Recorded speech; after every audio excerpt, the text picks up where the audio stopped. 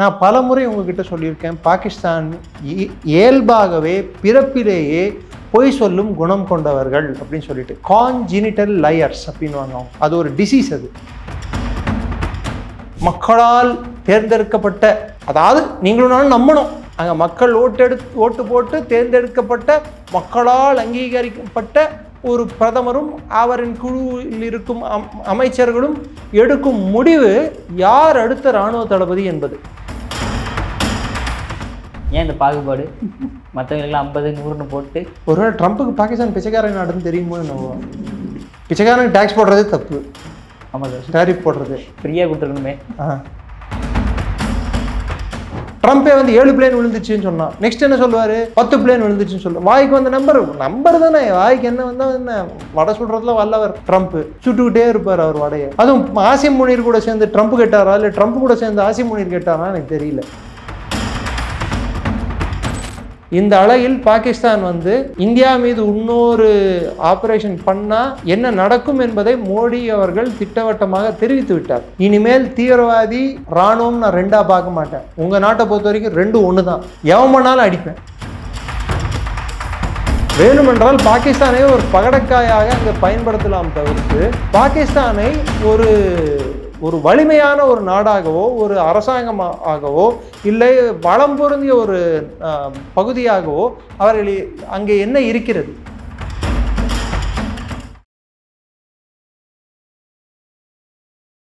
இளைய பாரத நேயர்களுக்கு வணக்கம். இன்றைக்கி நம்ம நேர்காணலில் நம்ம சிறப்பு விருந்தினர், டிஃபென்ஸ் எக்ஸ்பர்ட்டாக இருக்கக்கூடிய நம்ம டாக்டர் நிரஞ்சன் சார் அவர்கள் தான். சார் வணக்கம் சார். ஜெயின் வணக்கம் சார். ஜெயின் சார். சார், ஆக்சுவலாக நம்ம ட்ரம்ப் அவர்கள் இப்போ இந்தியா பக்கம் பார்க்குறத விட பாகிஸ்தான் பக்கம் எப்படி இருக்கிறாருன்றதை ஃபஸ்ட் நம்ம தெரிஞ்சிக்க வேண்டியதாக இருக்குது. ஏன்னா அவங்க வேறு நெய்பரிங் கண்ட்ரியாக இருக்காங்க. ஸோ ட்ரம்ப்புக்கும் அங்கே இருக்கக்கூடிய அசீம் முனீர் அவருக்கும் உள்ள ரிலேஷன்ஷிப் இப்போ எப்படி போயிட்டு இருக்குது? You mean field marshal Munir? Field marshal sir. Field marshal. சண்டையில் ஜெயிச்சா ஃபீல்டு மார்ஷல், தோத்தவனுக்கு ஃபீல்டு மார்ஷல் தான் கூப்பிடுவாங்க. ஸோ தோத்தது ஒரு வடிவேல் ஒரு படத்தில் தோத்துட்டு அடி வாங்கினது நான், கோப்பை எனக்கு தான் சொல்லிட்டு பிடிங்கிட்டு போகிற மாதிரி தோத்துட்டு அங்கே கூட அடி வாங்கினது பாபர் சித்து, அவங்களோட விமானப்படை தளபதி. இந்த ஆள் ஃபீல்டு மார்ஷல்னு பேரை வாங்கிட்டு ட்ரம்ப் கூட போய் லஞ்சு சாப்பிட்றது, 2வது வாட்டி யூஎஸ்க்கு போயிட்டு குறிலான்னு சொல்லிட்டு சென்ட்ரல் கமாண்டரோட பழைய கமாண்டர் அவர் ரிட்டையர்மெண்ட் பார்ட்டிக்கு போகிறது, இதெல்லாம் பண்ணிகிட்ருக்காரு. ஆனால் ட்ரம்ப்பால் தான் இந்த போர் முடிவுக்கு வந்தது, சீஸ்ஃபயர் எட்டியது அப்படின்னு சொல்லிட்டு இத்தனை நாள் பாகிஸ்தான் ஒரு உருட்டிட்டு இருந்தாங்க. நான் பலமுறை உங்ககிட்ட சொல்லியிருக்கேன், பாகிஸ்தான் இயல்பாகவே பிறப்பிலேயே பொய் சொல்லும் குணம் கொண்டவர்கள் அப்படின்னு சொல்லிட்டு, கான்ஜினிட்டல் லயர்ஸ் அப்படின்வாங்க. அது ஒரு டிசீஸ். அது மறந்து போய் கூட அவன் உண்மையை சொன்னால் நீங்கள் நம்ப மாட்டீங்க. ஏன்னா எப்பவுமே பொய் சொல்லிட்டு இருப்பான் அவன். அதை ப்ரூவ் பண்ணுற மாதிரி தான் இப்போ இஷாக் தர் அவங்களோட வெளியுறவுத்துறை அமைச்சர் என்ன சொல்லியிருக்காரு, நாங்களும் இந்தியா தான் பேசிக்கிட்டோம், அமெரிக்காலாம் ஒன்றும் அவங்க சொல்லியெல்லாம் நாங்கள் ஒன்றும் கேட்கல, அதுக்கெல்லாம் சீஸ்ஃபயர் வரல, நாங்கள் கேட்டுக்கிட்டோம், இந்தியா 2 பேருக்கும் சேதம் அதிகமாக இருக்குன்னு சொல்லணும், அதனால் 2 பேரும் ஒத்துக்கிட்டோம், இதில் அமெரிக்காவோட பங்கு எதுவுமே இல்லை அப்படின்னு சொல்லி டமால்னு ஒரு குண்டு போட்டார். இப்போ ஆசிம் முனீருக்கு என்ன பண்ணுறதுன்னு தெரியாமல் முழிக்கிறார், மிளி புதுங்கி. ஏன்னா ஆசிம் முனீரோட பொசிஷனே இன்றைக்கி கிரிட்டிக்கலாக இருக்குது. நவம்பர் மாதம் ரிட்டையர்மெண்ட், எக்ஸ்டென்ஷன் வருமா வராதா? இந்த உள்ளே வெளியே ஆட்டத்தை அரசாங்கம் ஆடிட்டு இருக்கு. ஆசிம் முனீர் கூட இருக்கே இல்லை அப்படின்ட்டு இந்த உள்ளே வெளியே ஆட்டத்தால் ஆசிம் முனீரோட அந்த பதவியானது ஃபீல்ட் மார்ஷல் என்ற பதவி, அதாவது ஃபீல்ட் மார்ஷல் என்ற பதவி அவருக்கு இருக்கலாம் நிரந்தரமாக, ஆனால் அந்த இராணுவ தளபதி என்ற அந்த அங்கீகாரம் போயிடுச்சுன்னு வச்சுக்கோங்க. பாகிஸ்தான் இராணுவத்துக்கு தலைமை தளபதி என்ற அங்கீகாரம் போயிடுச்சுன்னா அவ்வளோதான், முடிஞ்சு போச்சு கதை. எப்போ பாகிஸ்தானோட நாட்டின் அரசாங்கம் வலிமை அடையும்னு பார்த்தீங்கடான்னா, இந்த மாதிரி நெக்ஸ்ட்டு இராணுவ தளபதியை ப்ரொமோட் பண்ணுறாங்க பாருங்கள், அப்போ தான் அங்கே இருக்கக்கூடிய சோகால்டு மக்களால் தேர்ந்தெடுக்கப்பட்ட, அதாவது நீங்களும் நம்பணும், அங்கே மக்கள் ஓட்டு போட்டு தேர்ந்தெடுக்கப்பட்ட, மக்களால் அங்கீகரிக்கப்பட்ட ஒரு பிரதமரும் அவரின் குழுவில் இருக்கும் அமைச்சர்களும் எடுக்கும் முடிவு யார் அடுத்த இராணுவ தளபதி என்பது. இந்த தளபதிக்கு எக்ஸ்டென்ஷன் கொடுக்கலாமா, அல்லது எக்ஸ்டென்ஷன் அல்லாது இந்த தளபதியை அடுத்த 5 ஆண்டுகளுக்கு புது நியமனமாக நியமிக்கலாமா என்பதை இவர்கள்தான் தீர்மானிக்க வேண்டும். அப்பொழுது ஆசிம் முனீரின் நிலை இப்போ இருக்கும் ஷாபாஸ் ஷரீஃப், இஷாக் தர், ख्वाजा ஆசிஃப், அவங்களோட பாதுகாப்பு டிஃபென்ஸ் மினிஸ்டர், இவர்கள் எடுக்கும் முடிவை நம்பிதான் இருக்கிறது. அவங்க இல்லை, நோ யூ ஆர் அவுட். ஏன்னா ஆல்ரெடி 3 லெஃப்டினன்ட் ஜெனரல் வந்து தொப்பியை தூக்கி போட்டாங்க ரிங்கில். ஐஎஸ்ஐயோட சீஃபும் இன்னொரு 2 ஆஃபீஸரும். நாங்கள் மொத்தம் சும்மா சலைச்சவர்களா? ஆக நாங்களும் பதவிக்கு வர வேண்டும், ஆக நாங்களும் பாகிஸ்தான் இராணுவ வீரர்கள் தான் அப்படின்னு சொல்லிட்டு கேப்பை தூக்கி உள்ளே போட்டாங்க. அவங்க போட்ட அப்புறம் திரும்பி ஆசிம் முனீருக்கே திரும்பி கொடுத்தா எத்தனை ஜென்ரலோட கரியர் வந்து அஃபெக்ட் ஆகும், ப்ரொமோஷன் அஃபெக்ட் ஆகும். எத்தனை பேர் வந்து ஜென்ரல் ரேங்க் வராமலேயே ரிட்டையர் ஆக வேண்டியதாக இருக்கும். ஸோ அவங்கெல்லாம் கடுப்பில் இருப்பாங்கல்ல. ஆல்ரெடி ஒரு எக்ஸ்டென்ஷன் கொடுத்தாச்சு, அந்த எக்ஸ்டென்ஷன் முடிய போது ஃபீல்ட் மார்ஷல் ஆனதால் அடுத்த 5 ஆண்டுகளுக்கு உங்களை நான் நியமிக்கிறேன் அப்படின்னு சொன்னால் அவர் கீழே இருக்கக்கூடிய மற்ற ஜென்ரல்கள், இந்த ஆசிம் முனீர் கூடயே வந்த ஜென்ரல்கள் நிறைய பேர் ரிட்டையர் ஆகிட்டு இருப்பாங்க. அடுத்த யங்கர் பேட்ச் தானே இப்போ ஜென்ரலாக வந்திருப்பாங்க. அவங்களுக்கு ஆசையாக இருக்காதா பதவி ஆசை? ஆசை யாரை விட்டது? அதுவும் பாகிஸ்தான் ஆர்மி சீஃப்னா சும்மாவா? எல்லா ஆர்மி சீஃபும் ஸ்பெயினில் செட்டில் ஆவாங்க, போர்ச்சுகலில் செட்டில் ஆவாங்க, ஆஸ்திரேலியாவில் செட்டில் ஆவாங்க, துபாயில் வீடு கட்டுவாங்க, லண்டனில். ஏன் ஆசிம் முனீர் மட்டும்தான் கட்டிக்கணுமா? நாங்கள் கட்டிக்கூடாதா? எல்லா ஜென்ரலுக்கும் ஒரு ஆசை இருக்குல்ல. அந்த ஆசையை கெடுப்பது ஆசிம் முனீர் செய்வது மிகப்பெரிய தவறு. இதை எப்படி பாகிஸ்தான் மக்களால் தேர்ந்தெடுக்கப்பட்ட பிரதிநிதிகள் ஒற்றுக்கொள்வார்கள் சொல்லுங்கள்? அதுவும் அது இராணுவத்தால் இயக்கக்கூடிய ஒரு ஜனநாயகம், இராணுவம் காப்பாற்றக்கூடிய, இராணுவம் அதற்கு என்ன சொல்கிறது அங்கீகாரம் கொடுத்து, இராணுவத்தால் அதற்கு அதிகாரம் வழங்கி, இராணுவத்தால் அதற்கு தேவையான ஊட்டச்சத்து புரதச்சத்து எல்லாம் கொடுத்து அந்த ஜனநாயகத்தை வாழ வைத்து கொண்டு இருக்கிறது இராணுவம். அப்படிப்பட்ட இராணுவத்தை காப்பாற்ற வேண்டியது இந்த ஜனநாயக இந்த தலைவர்களோட கடமை இல்லையா? ஸோ ஆசிம் முனீரோட நிலைமை இனி கவலைக்கிடம். இது அமெரிக்காவுக்கு ட்ரம்ப் அவர்களுக்கும் தெரியுமா சார் அங்கே நடக்கிறது? தெரியும் தெரியும் தெரியும் தெரியும். பலூச்சிஸ்தானை நம்மளை கிடச்சிரும்னு பார்த்தாரு. சரி, பலூச்சிஸ்தானை நீ கொடு, பாகிஸ்தானில் பேச கொடு, ஆப்கானிஸ்தானில் வந்து வக்கான் காரிடார் பக்கத்துலேயும் இன்னொரு இடத்துலையும் வந்து தாலிபான் இந்தியாவுக்கு பேஸ் கொடுக்க ரெடின்ட்டான். இந்த பக்கம் ஈரான் வந்து வா வா வா ராஜா வா, உனக்காக தான் இத்தனை நாள் நான் வெயிட் பண்ணிட்டு இருந்தேன், பலூச்சிஸ்தானுக்கு வரியா வா வா அப்படின்னு சொல்லி அவங்களும் வெயிட் பண்ணிட்டு இருக்காங்க. ஈரான் வச்சு செய்வாங்க. சைனா போட்ட பணத்தை அவன் எடுக்கிறது பார்ப்பானா, இல்லை அமெரிக்கா உள்ளே விட்டு சும்மா பார்த்துட்டு இருப்பானா? அவனுக்கும் கோபம் வரும்ல. ஸோ பாகிஸ்தான் வந்து என்ன பண்ணோன்னு தெரியாமல் ஒரு குழப்ப நிலையில் இருக்கிறார்கள். ஆனால் ஒன்று நிச்சயம், பாகிஸ்தான் ட்ரம்பின் பேச்சுக்கு இணங்க அமெரிக்க உளவுத்துறை மற்றும் அங்கே இருக்கக்கூடிய சில அமைப்புகளின் கை காட்டுதலுக்கு இணங்க இந்தியா மீது இன்னொரு ஆபரேஷன் சிந்தூர், ஆபரேஷன் பேல்காம் போன்ற ஒரு தாக்குதலை நடத்துவதற்கு முயற்சிகள் தொடங்கிவிட்டன. அது நடந்தால் பாகிஸ்தான் இராணுவம் இன்னொரு முறை இந்தியாவிடம் அடிவாங்க வேண்டிய கட்டாயத்துக்கு தள்ளப்படும். நம்ம இன்டெலிஜென்ஸ் இதெல்லாம் தெரியுங்களா? தெரியும் தெரியும் தெரியும். அதுக்கான சேஃப்டி மெஷர்ஸ் எல்லாம் எடுத்துகிட்டு இருக்கோம். But there is no 100% full proof intelligence. 99.99999% நடக்காது. அந்த 0.00001% நடக்கிறதுக்கான வாய்ப்பு உண்டு. பட் ஆனால் இப்போ நம்ம ட்ரம்ப் அவர்களும் எல்லா பக்கம் எல்லா கண்ட்ரிக்கும் டேக்ஸ் போடுறத நம்மளால் பார்க்க முடியுது. பாகிஸ்தானுக்கு எந்த மாதிரி டேக்ஸ் சார் போட்டிருக்காரு இப்போதைக்கு? பாகிஸ்தானுக்கு எனக்கு தெரிஞ்சு 19% என்னோ போட்டிருக்காருன்னு நினைக்கிறேன். அது அவங்களுக்கு அதிகம்தான். ஏன் இந்த பாகுபாடு? மற்றவங்களுக்குலாம் 50, 100ன்னு போட்டு. ஒருவேளை ட்ரம்ப்புக்கு பாகிஸ்தான் பிச்சைக்காரன் நாடுன்னு தெரியுமோ என்னவோ. பிச்சைக்காரனுக்கு டேக்ஸ் போடுறதே தப்பு. ஆமாம் சார், டேரிஃப் போடுறது ஃப்ரீயாக கொடுத்துருக்கணுமே. அப்பேரோட பிச்சைக்காரனுக்கு அவனே IMF கிட்டேயும் வேர்ல்டு பேங்க் கிட்டேயும் 2 மாதத்துக்கு ஒருக்கா வந்து திருவோடு எழுந்துட்டு போயிட்டு, அம்மா ஐயா அங்கிள் சாம் அப்படின்னு சொல்லிட்டு பிச்சை எடுத்துட்டு இருக்கான். அங்கிள் அங்கிள் எனக்கு போடுங்க அங்கிள், அமெரிக்கா அங்கிள் அப்படின்றான். அமெரிக்கா அங்கிளா?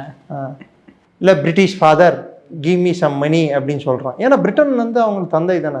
பிரிட்டன் இல்லைன்னா பாகிஸ்தான் உருவாக இருக்காது. அதனால் ஃபாதர் அவன், அங்கிள் இவன். ஃபாதர்கிட்டையும் அங்கிள்கிட்டையும் அவன் திருவோடு எழுந்துட்டு போய் நிற்க வேண்டியது தான். அப்போ அவனுக்கு 19% போடுறது ரொம்ப தப்பு இல்லையா? அவன் என்ன 4 ட்ரில்லியன் பொருளாதாரமா? உங்கள் மாதிரி ஆட்கள்கிட்ட எனக்கு இருக்கக்கூடிய பெரிய பிரச்சனையே என்னடான்னா, இந்தியாவை பற்றி பேசுங்கன்னா கூட பாகிஸ்தானை சேர்த்து வச்சு பேசுகிறீங்க பாருங்கள் எக்கானமியில். அதுதான் எனக்கு பிடிக்கல. நம்ம இன்னும் எந்த உலகத்தில் வாழ்ந்துட்டு இருக்கோம்? ஆமாம், நாம்பளும் பாகிஸ்தானும் ஒரு காலத்தில் ஒன்றா இருந்தோம், பிரிஞ்சு போயிட்டோம். அவர்கள் பாதை வேறு, நமது பாதை வேறு. அவர்களின் எண்ணம் வேறு, நமது எண்ணம் வேறு. பக்கத்து வீடு பற்றி அறிஞ்சால் எனக்கு சந்தோஷம் இருக்கிற பாகிஸ்தான் எங்கே?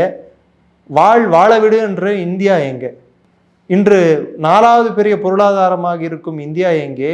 25 முறை வெற்றிகரமாக உலக வங்கியிடம் பிச்சை கேட்க சென்ற பாகிஸ்தான் எங்கே? இது ரெண்டுத்தையும் வந்து ஒரு சமநிலையில் வச்சு பார்க்கறது வந்து எந்த விதத்தில் நியாயம்? தங்கத்தையும் பித்தளையும் ஒன்றா வச்சு பார்க்குறீங்களே, நியாயமா? சார் எப்பவுமே நெய்பராக கண்ட்ரியாக இருக்கிறதுனால பங்களாதேஷ் கூட தான் நெய்பர், ஸ்ரீலங்கா கூட தான் நெய்பர். அவங்க கூட நாங்கள் இந்தியாவை கம்பேர் பண்ணுறது இல்லையே. ஏன் பாகிஸ்தான் நியூக்ளியர் பவர்னு கம்பேர் பண்ணுறீங்களா? அப்படி நியூக்ளியர் பவர்னு எடுத்தால் கூட போன வாட்டி அடியில் இருக்கா இல்லையான்னு தெரியல. வரும் ஆனால் வராது, இருக்குது ஆனால் இல்லைன்ற மாதிரி தான் இன்னி பாகிஸ்தானோட நியூக்ளியர். இப்போ எவனுமே சொல்கிறது இல்லையா என்கிட்ட 1/4 kg குண்டு இருக்குது, 1/2 kg குண்டு இருக்குது, 3/4 kg குண்டு இருக்குன்னு எவனுமே சொல்கிறது இல்லையே.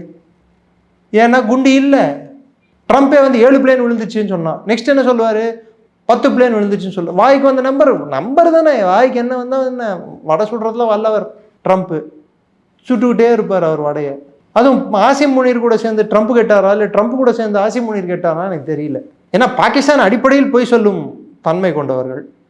ஒருவேளை ஆசிம் முனீரை மீட் பண்ண அப்புறம் ட்ரம்ப்புக்கும் அந்த தொத்து வியாதி ஒட்டிக்கிச்சா என்னன்னு தெரியல. அதுவும் ஒரு கருணை மாதிரி தான். அவரும் வந்து எக்கச்சக்கமாக பொய் சொல்ல ஆரம்பிச்சிட்டார். இப்போ சும்மா அள்ளி தெளிக்கிறாரு. அவர் பேசுறது அமெரிக்க மக்களாலேயே ஏற்றுக்கொள்ள முடியல, அவ்வளோ பொய் சொல்றாரு. ஓட்டு போடும்போது சந்தோஷமா இருந்தாங்களே சார், ட்ரம்ப் தான் வரணும் அப்படின்ட்டு. கடைசியில் இப்போ ரொம்ப கஷ்டப்படுறாங்க. இல்லை, இஸ் லூசிங் இஸ் மென்டல் சானிட்டின்னு இப்போ தானே புரிய வருது. அவருக்கு இருந்த அந்த ஒரு செயல்புரியும் தன்மையானது, அந்த திறனானது நாளுக்கு நாள் வெகுவாக அது குறைந்து கொண்டு வருகிறது என்று இப்போ தான் மக்களுக்கு புரியுது. ஸோ பாகிஸ்தான்லேயே எடுத்து பார்த்தீங்கன்னா, அடுத்து பாகிஸ்தான் வந்து ஆசிம் முனீர் இருப்பாரா இல்லையான்றது ஒரு கேள்விக்குறி. அதே நிலைமையில் இன்னொரு பெரிய பிரச்சனையை பாகிஸ்தானை எதிர்நோக்கி கொண்டிருப்பது ட்ரம்ப்பை பொறுத்தவரை. அடுத்து யார் இராணுவ தளபதியாக வரப்போகிறது? அவர் எப்படி ஹேண்டில் பண்ணுறது? ஒன்று. ரெண்டாவது, பலூச்சிஸ்தானில் நாம் போயிட்டு ஏதாவது வளங்களை சுரண்டுறதுக்கு உள்ளே போனேன்டான்னா, பலூச் போராளிகள் என் மீது தாக்குதல் நடத்தினால் நான் என்ன செய்வது? ஆல்ரெடி பாகிஸ்தான் ஒரு பக்கம் ஆப்கானிஸ்தான் சப்போர்ட் கொடுக்குதுன்னு சொல்லுது, இன்னொரு பக்கம் ஈரான் சப்போர்ட் கொடுக்குதுன்னு சொல்லுது. ஆல்ரெடி பாகிஸ்தான் ஆர்மி வேற கையை தூக்கி போட்டு என்னால் முடியாது போன்னு சொல்லிட்டு ஓடி போயிட்டாங்க அவங்க. இந்த சூழ்நிலையில் எப்படி வந்து சமாளிக்க முடியும்? ஸோ பாகிஸ்தானுக்குள் நாம் கால் வைப்பது நல்லதா கெட்டதா?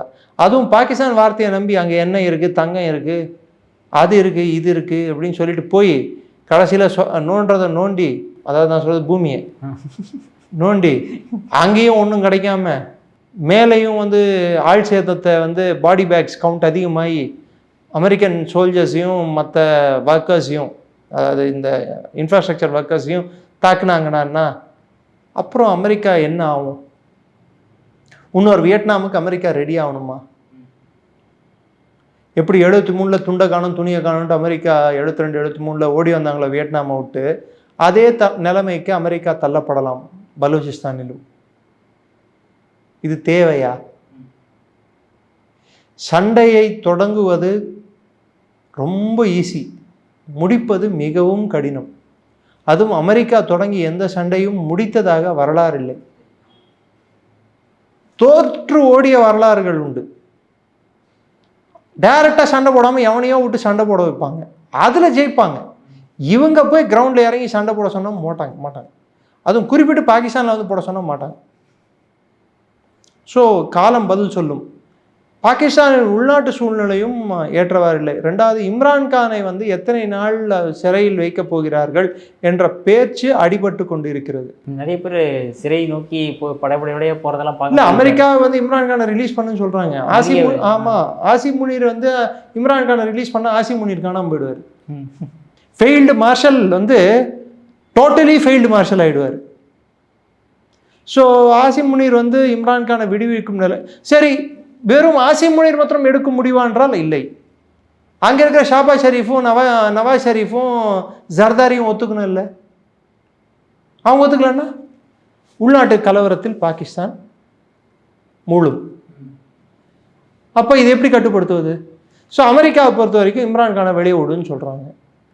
ஸோ இப்போ இன்று இருக்கும் நிலைமை, பாகிஸ்தான் அமெரிக்காவின் உறவு எப்படி இருக்குடான்னா 10 ஸ்டெப்பு முன்னோக்கி போனால் 20 ஸ்டெப்பு பின்னோக்கி வராங்க. அதாவது இதில் ஒரு பெரிய முன்னேற்றம் என்னால் பார்க்க முடியவில்லை பாகிஸ்தான் அமெரிக்காவோட உறவில். அதை வந்து இஷாக்தார் கொடுத்த ஸ்டேட்மெண்ட்ல இருந்து கூட நம்ம தெரிஞ்சுக்கலாம். ரெண்டாவது, அமெரிக்கா அவர்களின் பொருளாதார உதவிக்கு வருமா என்றால் ட்ரம்ப் வந்து ஒரு பைசா போட மாட்டார். அங்கேருந்து ஏதாவது சுரண்ட முடிஞ்சால் ஏதாவது கொடுப்பாங்களே தவிர்த்து சுரண்டாமல் எதுவும் கொடுக்க மாட்டாங்க. இன்று இருக்கும் யுனைடெட் ஸ்டேட்ஸ் ஆஃப் அமெரிக்கா ஒரு காலத்தில் பிரிட்டன் என்ன உலகத்தில் செய்ததோ அதை தான் இன்று அவர்கள் கொஞ்சம் சீரமைத்து மாற்றங்கள் செய்து டெக்னாலஜி ரீதியாக இன்று அவர்கள் அதை செய்து கொண்டிருக்கிறார்கள். எப்படியெல்லாம் எந்த நாட்டிலெல்லாம் போர் ஏற்படுத்தணுமோ அங்கே ஏற்படுத்த வேண்டியது, அங்கே திரும்பி உள்ள நுழைய வேண்டியது பஞ்சாயத்து தலைவராக, அங்கே போய் என்ன வளங்களை சுரண்ட முடியுமோ சுரண்ட வேண்டியது, கடைசியில் அந்த நாட்டையே இவங்களுக்கு அடிபணிய வைக்க வேண்டியது. இதுதான் வந்து ட்ரம்ப் முயல்கிறார்.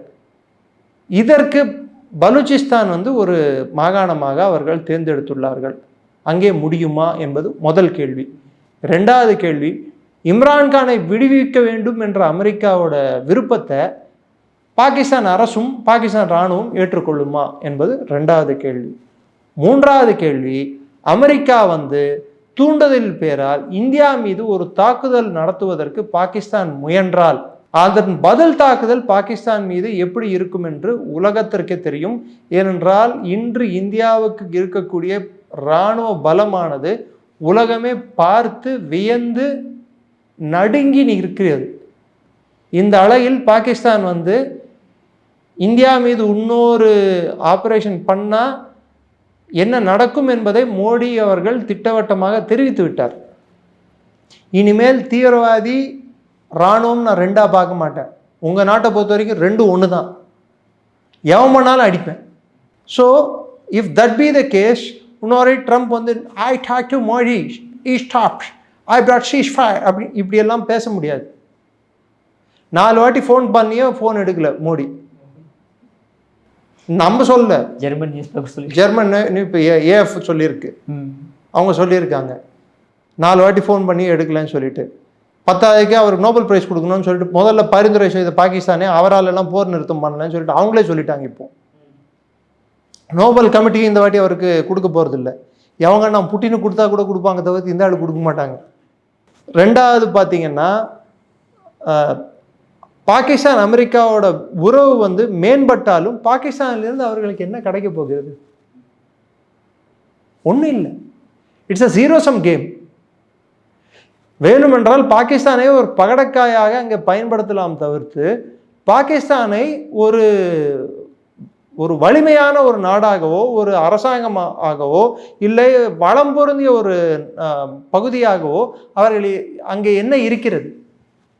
இப்போ சவுதி அரேபியாவில் அமெரிக்கா போகுதுன்னா எண்ணெய் வளம் இருக்குது, யுக்ரைனில் போனாங்கன்னா ரேர் எர்த் மினரல்ஸ் இருக்குது, இந்தியாவுக்கு வந்தாங்கன்னா மக்கள் இருக்காங்க, படித்தவர்கள் இருக்கிறார்கள். இங்கே வந்து அலுமினியம், அயனோரு, கோல், மைக்கா நிறைய இருக்குது கனிம வளங்கள். ஏன் இப்போ அண்டமான் நிக்கோபாரில் கூட எண்ணெய் இருக்குன்னு சொல்லிட்டு ப்ரூவன் இதாக இருக்குது. ஒரிசாவில் 20 டன்னு கிட்ட தங்கம் இருக்குன்னு சொல்லிட்டு இருக்கு. சுரண்ட எங்கெல்லாம் தேடுறாங்களோ அங்கெல்லாம் ஏதோ புதுசாக கிடச்சிட்டு இருக்குது இந்தியாவில். ஸோ இது மாதிரி போனால் ஒரு அர்த்தம் இருக்குது. இவர்களெல்லாம் பகைச்சிக்கிட்டு பாகிஸ்தான் கிட்ட போனால் என்ன இருக்குது? திருவோடு தான் இருக்குது. ஸோ இதை ட்ரம்ப் வந்து யோசிப்பார் என்று நினைக்கிறேன். குறிப்பிட்ட அவரின் அட்வைசர் பீட்டர் நவரோ மோடிஸ் வார்ன்னு சொல்லிட்டு இல்லாத ஒரு விஷயத்தை அவர் பூதாகாரமாக்கி ஊதி பெரிதாக்கி கொண்டிருக்கிறார் இல்லையா? ஜெலன்ஸ்கி வந்து அங்கே யுக்ரைன் வாருக்கே மோடி தான் காரணம் அப்படின்ட்டு. அப்போ பிடன் வந்து கொடுத்த காசெல்லாம் மோடி கொடுக்க சொன்னாரா? வட்டி விட்டாரா? ஸோ இது மாதிரி பேசும் அமெரிக்காவோட கண்ணோட்டம் இந்தியா பாகிஸ்தானை ஒன்றாக பார்க்கும் கண்ணோட்டம் ட்ரம்ப் அரசிடம் எப்பொழுது அது நீங்குகிறதோ அன்றுதான் இந்தியா அமெரிக்காவின் உறவு மேம்படும். இந்தியாவையும் பாகிஸ்தானையும் ஒரே பிராக்கெட்டில் பார்க்கக்கூடாது. பூனையும் சிங்கமும் ரெண்டும் ஃபீலைன் தான். உருவத்தில் கிட்டத்தட்ட குட்டியாக இருக்கும்போது ரெண்டும் ஒரே மாதிரி தான் இருக்கும். ஆனால் இது என்ன சைஸ் வளரும், அது என்ன சைஸ் வளரும். செம்ம எக்ஸாம்பிள் சார். நீ பூனை மேலே பெட்டு கட்டி அது சிங்கத்தை மோதிடும்னு நினச்சா you are betting on the wrong animal. அது இது 56 inches சிங்கம், இது 56 inch செஸ்ட் கொண்ட சிங்கம். இந்த மேக் இன் இந்தியா வந்து அந்த சிங்கம் மெதுவாக ஸ்லோவாக நடந்தால் கூட இன்றைக்கி அது ஸ்லோவாக நடந்தாலே எந்த பேஸில் டெவலப்மெண்ட் வரும்னு சொல்லி காட்டிடுச்சு அந்த சிங்கம். So America should think where it is betting and Trump should not follow his advisors like Peter Navarro. He must follow his advisors like Mark Pompeo இல்லை ஸ்காட் பெசட், அவங்களோட நிதி அமைச்சரையோ அவங்களோட வெளியுறவுத்துறை அமைச்சரையோ அவர்கள் சொல்லும் பேச்சை கேட்டால் ட்ரம்ப் உருப்பிடுவார். இது மாதிரி அட்வைசர்னு சொல்லிட்டு உட்காந்துட்டு இருக்காங்க பாருங்க. இந்த அட்வைசருங்கனாலே வம்பு தான், எந்த நாட்டிலையும் சரி எந்த ஊர்லேயும் சரி. ஏன்னா அவங்களுக்கு அதிகாரம் இல்லைங்க. நேஷனல் அட்வைசரி கவுன்சில் இந்தியா கொண்டு இருந்தது, அதிகாரமே இல்லை. நாட்டு எந்த குட்டி சவர் ஆகிட்டு போயிடுச்சா. இப்போ ட்ரம்ப்பே குட்டி சவர் ஆகும்போது இது மாதிரி ஒரு அட்வைசர் தான் பார்த்துக்கலாம். சார் உங்கள் அற்புதமான கருத்து இளையபாரதி பந்திருக்கு மிக்க நன்றி சார். நன்றி. ஜெய்ஹிந்த்.